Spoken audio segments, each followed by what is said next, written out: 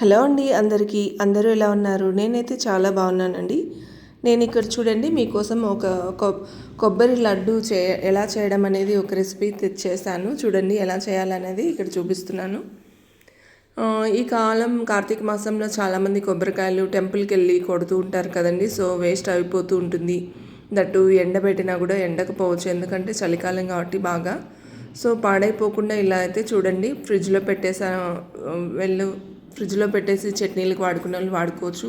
లేదు ఇంకా ఎక్కువ ఉంటే ఇలా కొబ్బరి లడ్డూలు పిల్లలు ఇష్టంగా తినే రకంగా చేసి పెట్టచ్చండి.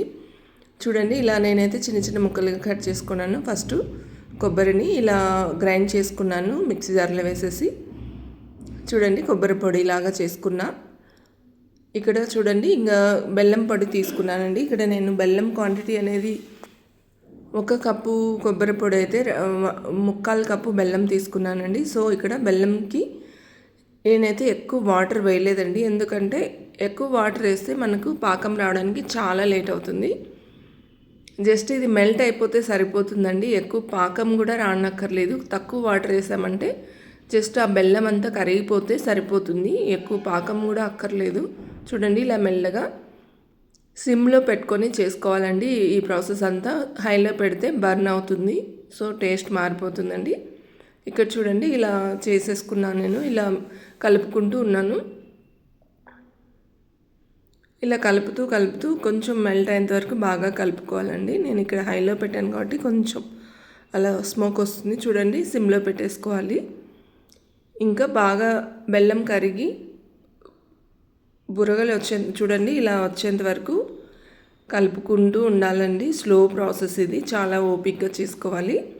బట్ చాలా టేస్టీగా ఉంటుందండి. దీనికి ఇంకా వేరే ఇంగ్రీడియంట్స్ ఏమీ అక్కర్లేదు, ఎందుకంటే కొబ్బరిలో ఆల్రెడీ వెన్న అంటే ఆయిల్ పర్సంటేజ్ ఉంటుంది కాబట్టి నెయ్యి కూడా అక్కర్లేదండి. నేనైతే ఏమీ వేయలేదు, ఓన్లీ కొబ్బరి బెల్లంతో చేసేసాను. చూడండి ఇక్కడ ఇలా ఆ కన్సిస్టెన్సీ వస్తానే కొబ్బరి పొడి యాడ్ చేసేసుకోవడమే. వెరీ ఈజీ ప్రాసెస్ అండి. ఇంకా కొబ్బరి వేసుకున్నాక బాగా కలుపుకోవాలండి. కొబ్బరి బెల్లం అంతా కలిసేంత వరకు చూడండి ఇలా కొబ్బరి అంతా కలుపుకోవాలి.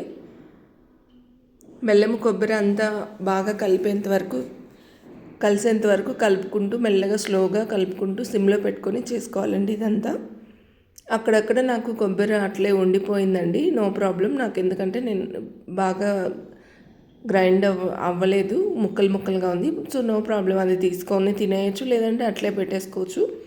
ఇలా కలుపుతూ ఇది కొంచెం గట్టి పడేంత వరకు అట్లే పెట్టేసుకోవాలండి. చూడండి ఈ కన్సిస్టెన్సీ ఉన్నప్పుడు నేనైతే స్టవ్ ఆఫ్ చేసి దించేసుకున్నాను.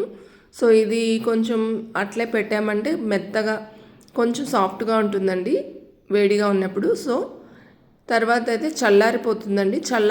చల్లారిన తర్వాత బాగా గట్టిగా అయిపోతుంది, ముద్దకు వచ్చేస్తుంది. చూడండి కొబ్బరి లడ్డూలు ఎంత ఈజీగా చేసేసుకోవచ్చు.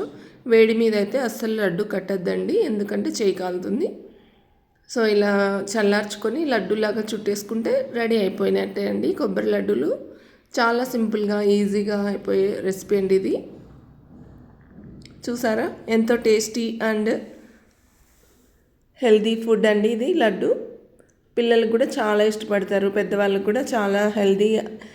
దీంట్లో చాలా హెల్త్ బెనిఫిట్స్ ఉన్నాయండి. కొబ్బరి బెల్లం తినడం వల్ల బ్లడ్ బాగా వస్తుంది. చూడండి ఇలా కొబ్బరిలో చాలా ఫైబర్ ఉంటుంది కాబట్టి చాలా మంచిదండి ఆరోగ్యానికి కూడా. చూడండి ఇలా కొబ్బరి లడ్డూలు అయితే రెడీ అయిపోయాయి. ఎవరైనా కొత్తగా చూస్తుంటే సబ్స్క్రైబ్ చేసుకోండి.